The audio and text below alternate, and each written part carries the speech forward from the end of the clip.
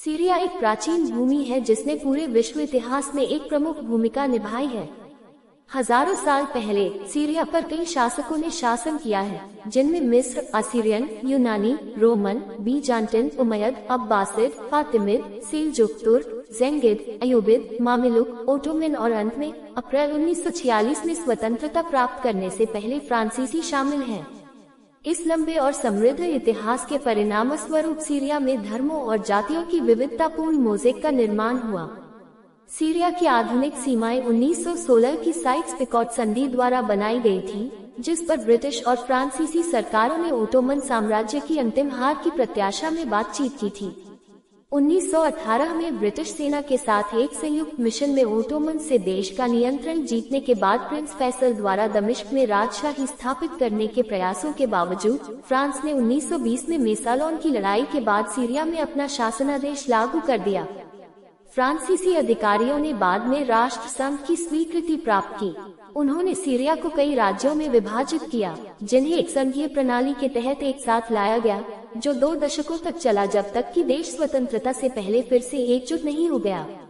सीरियाई राज्य का गठन 1932 में तब शुरू हुआ जब संसदीय प्रणाली के आधार पर सीरियाई गणराज्य का निर्माण किया गया, जिसमें आधिकारिक तौर पर देश की विधायिका से अधिकार प्राप्त थे। उस वर्ष मोहम्मद अली अबेद देश के पहले राष्ट्रपति बने। उसके बाद 1936 में हाशिम अत्तासी राष्ट्रपति बने।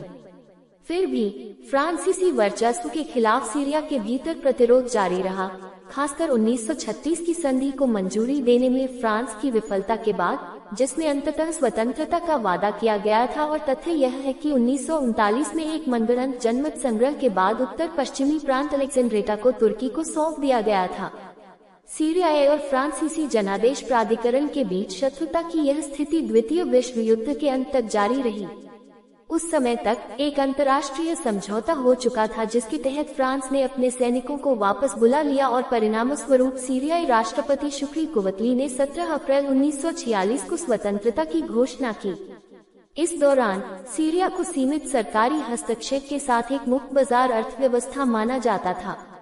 स्वतंत्रता के तुरंत बाद 1948 में पहला अरब इजरायली युद्ध छिड़ गया, जिसमें सीरिया ने अग्रणी भूमिका निभाई। संघर्ष के खराब परिणामों ने सरकार और सेना के बीच अंदरूनी कलह को जन्म दिया, जो मार्च 1949 में सेना प्रमुख जनरल हुस्नी ज़ैम के नेतृत्व में पहली बार तख्तापलट के रूप में सामने आया।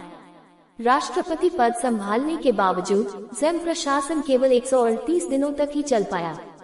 ज़ैम की सरकार के अल्पावधि के दौरान न्याय मंत्री असद कोरानी के नेतृत्व में पर्याप्त कानूनी सुधार शुरू किए गए। चूंकि सीरिया को नागरिक कानून क्षेत्राधिकार माना जाता था, इसलिए इस दौरान सीरियाई कानूनी प्रणाली की नींव रखने वाले विभिन्न कोड और अन्य कानून बनाए गए। इनमें नागरिक संहिता, वाणिज्यिक संहिता और आपराधिक संहिता शामिल थे। इसके अलावा महिलाओं को मताधिकार दिया गया। जो कानूनी व्यवस्था विकसित की जा रही थी, वह धर्मनिरपेक्ष महाद्वीपीय यूरोपीय मॉडल को मजबूत कर रही थी, जो फ्रांसीसी कानूनी प्रणाली से प्रभावित थी। सत्ता संभालने के कुछ समय बाद ही हुस्नी ज़ैम को एक और तख्तापलट में पदच्युत कर दिया गया और नागरिक तथा सैन्य नेतृत्व के बीच बदलाव का दौर जारी रहा। तख्तापलट का नेतृत्व करने वाले अगले सैन्य नेता अदीब शिशिकली थे, जब उन्होंने 1951 में राज्य की सत्ता संभाली। उन्होंने विधायी से कार्यकारी शाखा में सत्ता के पुनर्वितरण के साथ एक राष्ट्रपति गणराज्य की स्थापना की। शिशिकली प्रशासन की नीतियां भूमि सुधार कार्यक्रम के माध्यम से समाजवादी नीति के प्रयासों का मिश्रण थी, जिसे कभी पूरी तरह से लागू नहीं किया गया, और साथ ही मुक्त बाजार सिद्धांतों और कम करों को बढ़ावा देना।